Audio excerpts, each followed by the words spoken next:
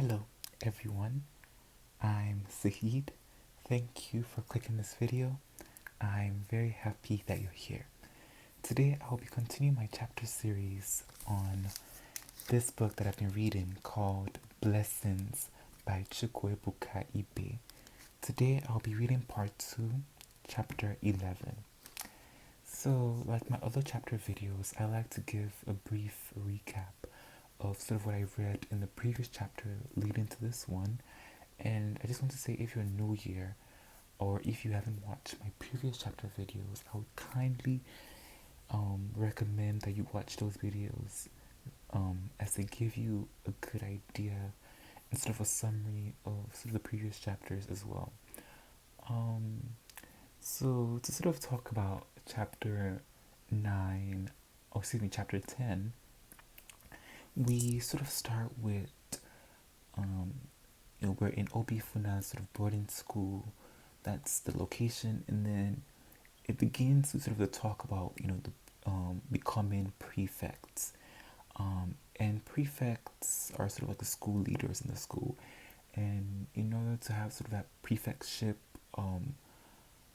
role or sort of be a part of the prefectship that the school had, you had to sort of know how you do things. And so I sort of started with Jeku, which is one of Obifuna's close friend, and he's like one sort of person that has really helped Obifuna navigate this boarding school experience. As we all know from just what we've read, we know that Obifuna has been put into this boarding school due to his identity, and particularly by his father, because his father sort of caught him having this intimate moment with this other boy slash character in the book called A Boy. And so he had to go to boarding school, and the other boy at some point got kicked out from the house. But to go back to chapter 10, we get into to talk about the prefects, and Jeku and Obifuna one day want to also become prefects because they know the sort of benefits of it and the sort of authority that they could now have on the other students in the school, and just no longer having to deal with the sort of SS3 students torture in a way. But yeah, we sort of start with that, and then we go into sort of the author talking about how Obifuna felt like Harmattan season was getting worse here. I think it was night by night or so. That's what was stated in the book, and how it just kept getting colder and colder day by day. And so during that, we have the scene in which Obifuna was about to take a shower, and while he was about to take a shower, he just was feeling very annoyed at the fact that it was so cold. And then we the author sort of discussed about how other boys are sort of doing the sort of disgusting method of just I forgot what it was called. I think it was just a hand wash and feet wash or something like that. I don't remember exactly what the author said, but it was just basically them washing their hands and feet and calling it a day, literally not taking a shower, because it's getting colder, and these boys are obviously getting lazy, which is just utterly disgusting. And so in that moment, Obifuna also was sort of thinking about, maybe it wouldn't be bad to do that because it was just so cold. But then there was this senior, his name is Senior Kachi, who, by the way, is what sort of chapter 10 focuses on mostly. It was sort of his relationship with him and Obifuna. But anyway, Senior Kachi sort of offers Obifuna hot water. He's like, oh, do you want hot water? And then this leads to Obifuna being persuaded to go into the senior's room. Senior Kachi, by the way, is one of the prefects, and he's sort of this shining star. He does well in school. People know him, and he's one of like the almost graduating seniors. But anyways, yeah, he sort of leads Obifuna to his room, and then he has like this socket in which he's able to plug this boiling pot of hot water that he would later end up giving Obifuna to put in his bucket. But what Obifuna did not know was that this senior was going to lead into something much crazier, as we read about in the last chapter. But anyways, well, the crazy stuff that ended up happening was that when Obifuna was about to leave to go out through the entrance he came in, the senior was sort of standing there, and he sort of tells Obifuna to stay or something like that, and then he initiates that him and Obifuna goes to this really secret spot under like the staircase. Obviously, if you're sort of getting an idea of where this is going, but yeah, they end up going to this really secret spot and then doing something intimate and quite crazy. And Senior Kachi was sort of the one taking the lead, and he's sort of initiating the whole thing, and Obifuna is sort of going along. But anyways, after the whole, I'm not gonna say it again because it was just crazy reading about that. But obviously, reading this book, I knew I was gonna have certain scenes like that, so it wasn't really surprising. But I would advise you to watch the chapter video so you could see what happened. But anyways, they have this intimate moment, and then this was Obifuna's sort of first real thing, and he just felt really different. And after the whole situation, I believe the next day he was sort of like looking around to see if he could find Sinakachi at this, I believe it was at the school farm or somewhere else, if I'm not mistaken. But he's sort of looking around to see him, and he notices him, but he realized that Sinakachi was trying to avoid eye contact. And to sort of my thought in that moment, I was like, oh yeah, he's definitely avoiding eye contact because he has to, be this sort of down low guy, and he just doesn't want to be, seen with Obifuna or something because he knows what they did. But anyways, there are other scenes in which, they continue to do the same thing, and they go to this secret spot, and they continue. And then at some point, he stopped visiting, and, I think Obifuna also sort of questions him at some point about, the fact that they were doing this, but he was still being homophobic to this one openly sort of feminine guy who often was bullied in school. His name was Festus. And so when he made sort of this comment while literally in bed with Obifuna, with his chest literally out and his sort of shirt buttons undone. So it was very hypocritical that he made that comment about Festus, sort of saying that, he couldn't imagine how a man could behave so much like a girl, but he's literally okay. Anyways, but yeah, so that was just really weird reading about. But obviously, that shows sort of his internal homophobia and internal battle with himself. But yeah, Obifuna and him sort of have this moment, and then even Obifuna and Festus sort of have these moments because Festus is sort of that guy who's very just open by himself, very confident in his sort of identity in a way, and Obifuna kind of admired it, but he obviously didn't want to show that. So there was a time in which Festus was sort of saying that, thank you, darling, because I think Obifuna passed him something, and Obifuna sort of like, don't call me darling, and Festus sort of looked at him in a way that, like, looking at him in a way that sort of like he knew deep down what he was, and that sort of caused this sort of panic in Obifuna. Oh my god, like, does he know what he does? But moving on, towards the end, there's this moment in which Obifuna was heading to go see Senior Kashi after a while of not seeing him, but then Festus sees him and catches him. And Obifuna sort of just standing there, and then Festus just looked pleased in himself, sort of knowing that he knew, like, he just knew what was going on, and he just was like, oh please, you were in denial, but I know deep down where you are. But yeah, that's sort of how chapter 10 ends. And yeah, if you haven't, please kindly watch that video, as it gives you a bit more idea of sort of how we got to this point. But now I'll read part 2, chapter 11.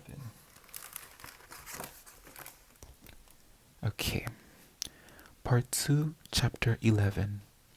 Uzuamaka thought, as she sat in the waiting room of the hospital, about whiteness.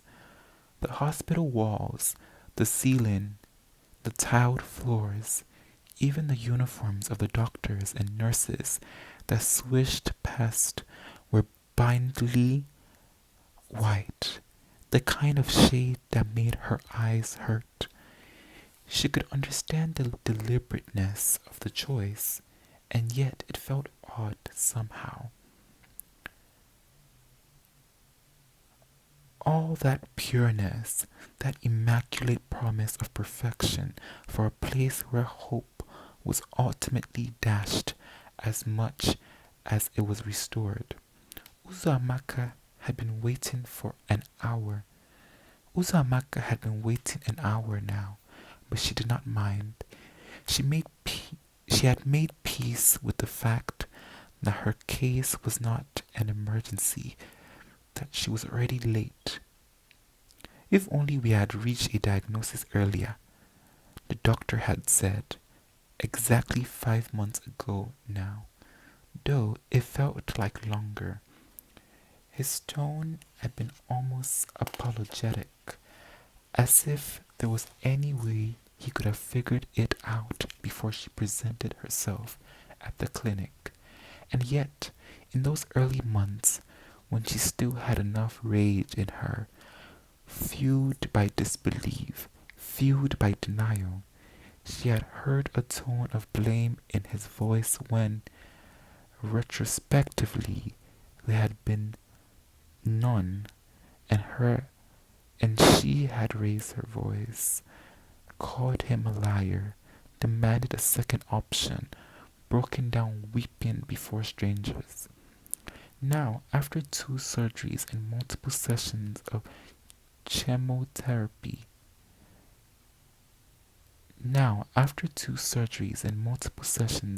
chemotherapy, she had too little strength to be annoyed.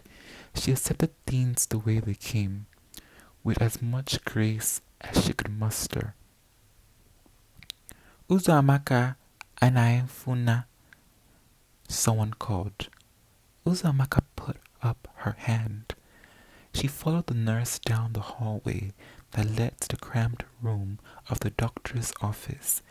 It was a routine she was accustomed to by now, the brisk wall of the nurse stopping at intervals to let Uzumaka catch up, trying bravely to smile, her impatience ever so slight.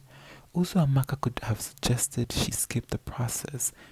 She knew the location of the doctor's office.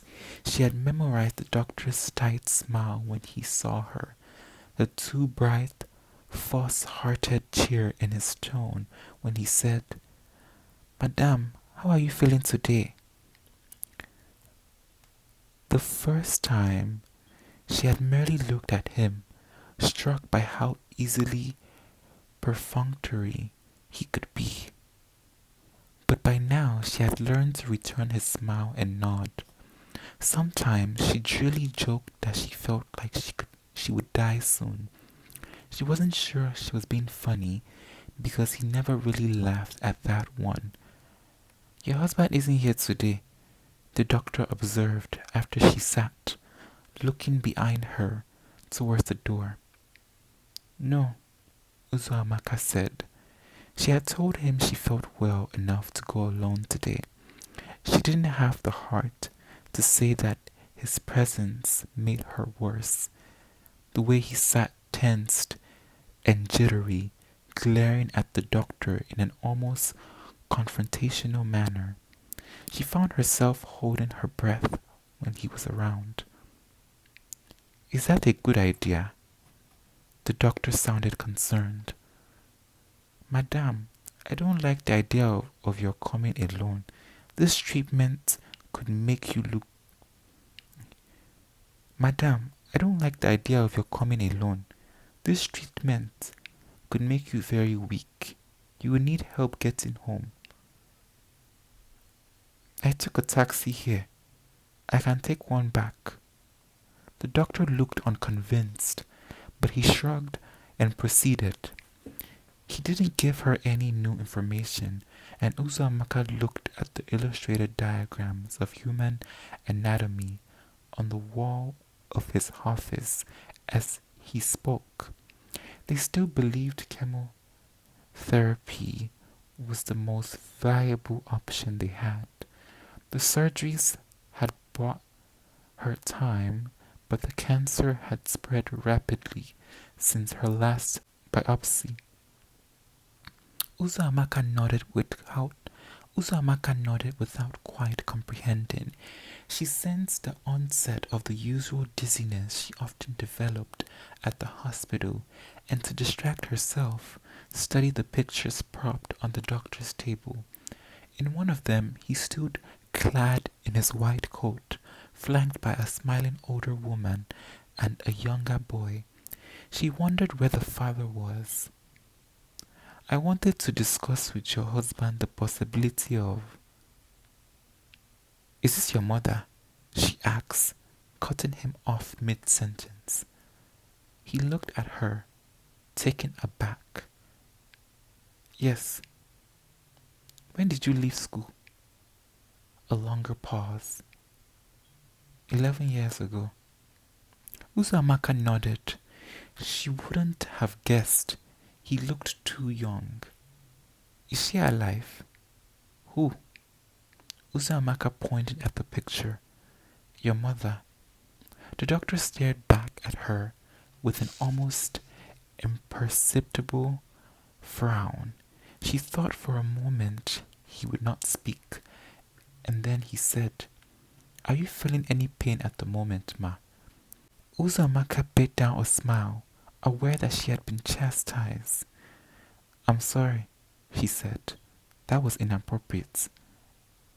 But she thought about the picture on the drive home. She did not know why it left an impression on her, spurred within her 1,000 curiosities. She wanted to know if the absence of an older male in the picture meant the father was no more, wanted to know where the woman was. The doctor had continued with his explanation after an awkward pause. In a neutral tone, she found herself impressed by, although after... Wait. Okay, I have to go back because what the freak. She did not know why it left an impression on her, spurred within her 1,000 curiosities.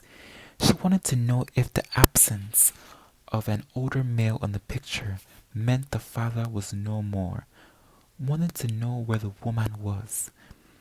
The doctor had continued with his explanation after an awkward pause. In a neutral tone, she found herself impressed by, although afterwards she noticed him darting glances at her, no doubt questioning her sanity. She imagined him calling his mother after she left his office, both laughing off the situation as one of those occasional oddities that came with the job. Back home, she stepped into the shower first thing and remained standing even after her body was washed clean. The question had been about Obifuna. From the moment she got the diagnosis, as she saw her world upended before her very eyes, it was her son that had come to mind. It had been more than a year since she saw him. How livid she had been when Ngozi first told her on that otherwise promising December morning 15 months ago that Obifuna would not be coming home to her for his first and subsequent holidays, essentially confirming Uzumaka's nagging suspicion that the exile, such as it seemed, was not temporary. Every holiday since had been for them a shouting match. He threatened on one occasion to slap her if she talked to him like that again, and she instantly went mute, more stunned than terrified at the kind of man he had become. She recalled the incidents with humor at the irony, for it was she now more than Ngozi who wanted Obifuna to stay away. She had come to terms with her own hesitation in seeing him, or rather, in letting him see her as she was. She had bounced back from the surgeries in good physical shape, still healthy looking enough to beguile her friends and customers. But Obifuna was no fool. He had only to look at her to see that something was wrong, and he never took these things well. She constantly thought back to a fall she had suffered when Obifuna was a little boy. She had lost her step as she mounted the stairs and had come crashing down. The injury was minor, just a few scratches on her upper arm from where she had hit the ground, but Obifuna, when he saw the wound as she gave him a bath, had panicked so badly he developed a fever. For his sake, she had willed the wounds to heal faster, wearing longer clothes to conceal the bruise, and lied to him that she was better. She considered him her other half. He was, in a sense, eternally tethered to her, and much as she despaired for her own life, it broke her heart even more when she thought of what the news would do to him. And that is the end of chapter 11. That was not as long as the previous chapters, but let's talk about it. So, unfortunately, this chapter talks about Uzumaka sort of state of emergency that she's currently experiencing in her life. And this is something that's been going on for a few months now. And this emergency or this sort of illness that she has fallen into is cancer. And for the past few months, she's been having surgeries and sort of chemotherapy to help her during this really unfortunate and difficult time. Just reading it made me worried because I just thought, oh my God, does Obifuna know this? And as we continue to read, before I get into that, I want to sort of talk about the sort of funny moment that I felt, but also kind of interesting was sort of Uzumaka's relationship or sort of conversations with the doctor, and just being in that sort of hospital space is what that sort of did to her. First of all, it sort of started with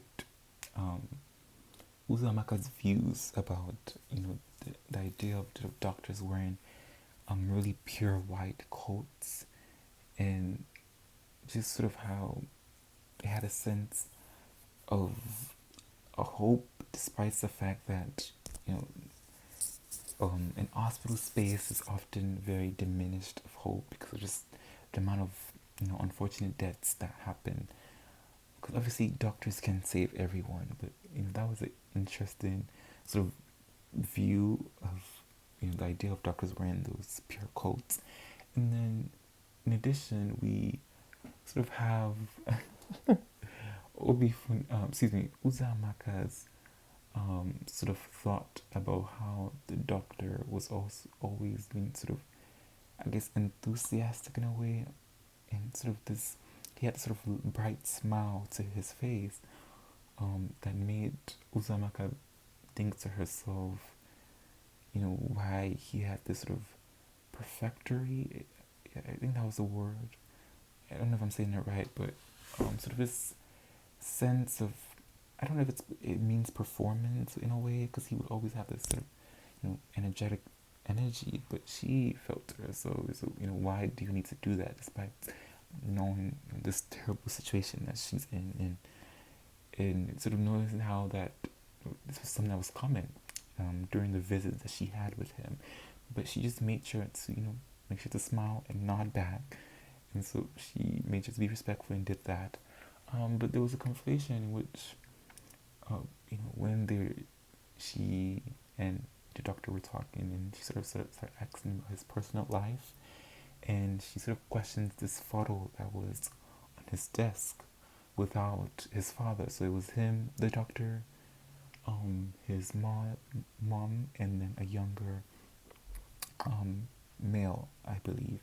And then she sort of questions, if that was his mom, and then she asks him when he graduated school, and she was sort of surprised at how long ago it was, but he looked so young. And then her head, I think she either asks, no, I don't know, I think she was wondering where his father was, and then she asked him at some point, if I'm not mistaken. But yeah, that before, no, actually, no, I don't think she asked him, but she, as she even drove in the car or in a taxi back home, she thought about that. Even when she was in the shower, she thought about that. And maybe the reason she thought about that was the fact of what was going on between Obifuna and Anansi, and how sort of they've been having sort of this long-term sort of tension. And since what happened with Obifuna sent to boarding school, her and Ngozi have just been having constant arguments and fights, and it's just been chaos in the house. And that's also one of the reasons she doesn't like his presence when she goes to these visits with the doctor, because she felt as though he made it even worse, and sort of his presence just made it more, he had sort of a sense of tension to him, and sort of a confrontational look to the doctor, and it just didn't make it feel any better for her. So she went alone this time, as we read about in chapter 11. And also we read sort of, how, Obifuna's absence has been not good to her. And she thought about sort of the fact that he doesn't know about this sickness that she's dealing with and has been dealing with for the past few months, and how she's just not seen him for a long time, and how, her too, she has sort of this hesitant to even want to go see him because she knows what's going on. And it was really sad reading that, and also sort of going back to her thinking about when he was younger, when she fell, and she had this really large bruise on her shoulder, I believe it was her shoulder or her arm, how Obifuna was just really terrified, and he got into a really bad fever due to this. And so she could imagine how he would feel when he heard this major news about this horrible sickness that could possibly even take her life. She's been getting surgeries and these different things to keep her, her time longer in a way, but deep down she's really afraid about, Obifuna finding out, and how deeply affecting that would be to him. But yeah, that's sort of how chapter 11 ended, and that's sort of my recap of what I read. Comments, let me know how you felt about this chapter. It was honestly it's really sad reading about that, but I'm looking forward to sort of reading the other chapters, sort of see when she will later tell Obifuna, and I'm looking forward to reading more about the other characters in this book, and just being more immersed into this book. Overall, it's just been really interesting to me, and really I felt really connected to not only the mother and son story, but just the different family dynamics between the father and the son, between the other sibling like Ekene and Obifuna, and also even the experience of Obifuna in boarding school, and his different relationships with the different boys in the school, and the other characters. And yeah, I'm just really curious on reading more. And yeah, please continue to support. I appreciate you watching this video all the way to the end. If you enjoyed this video, please kindly subscribe, like, and comment. Thank you.